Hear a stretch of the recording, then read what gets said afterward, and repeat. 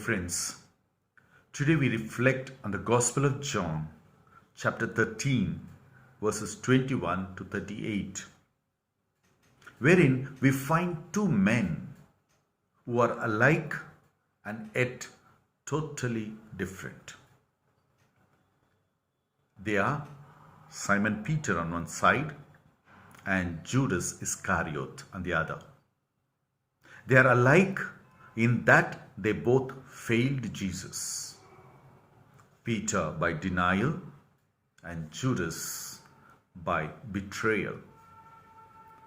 They are totally different from each other in their reaction to Jesus after their failure. Peter repented and Judas despaired. Jesus and his disciples were at supper. He was deeply troubled and declared openly, I am telling you the truth. One of you is going to betray me.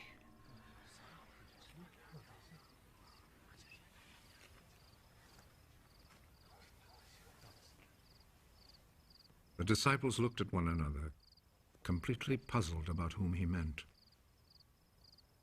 One of the disciples, the one whom Jesus loved, was sitting next to Jesus. Simon Peter motioned to him. Ask him whom he is talking about. So that disciple moved closer to Jesus' side. Who is it, Lord?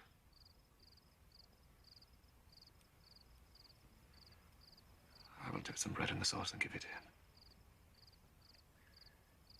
He is the man.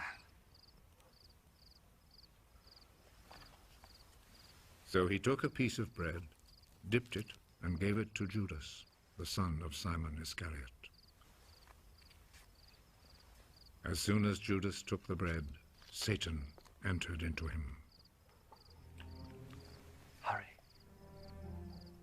And do what you must. None of the others at the table understood why Jesus said this to him.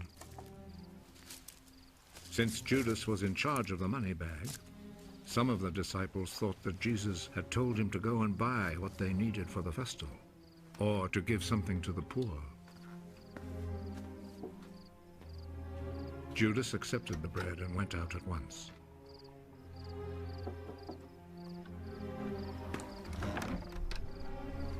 It was night.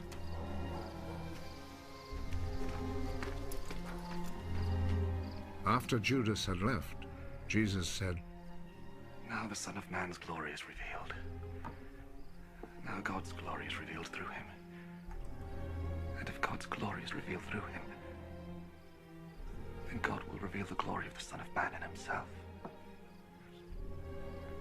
And he will do so at once.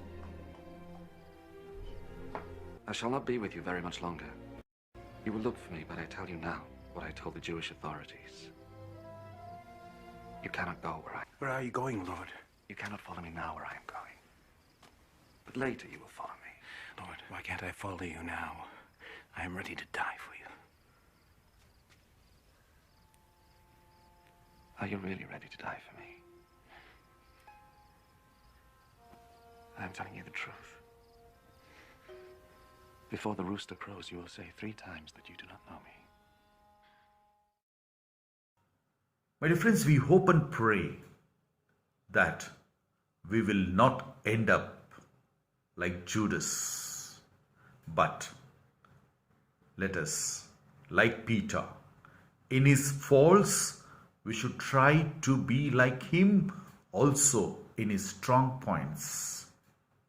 Peter knew Jesus well and had witnessed his love for sinners. Peter was confident of forgiveness, but Judas did not. Judas had the same opportunities to know Jesus that Peter had. He had heard his teachings. He had seen Jesus, his examples. He had been offered love by Jesus, but he squandered his opportunities to know Christ and he also failed to respond to Jesus' offer of love.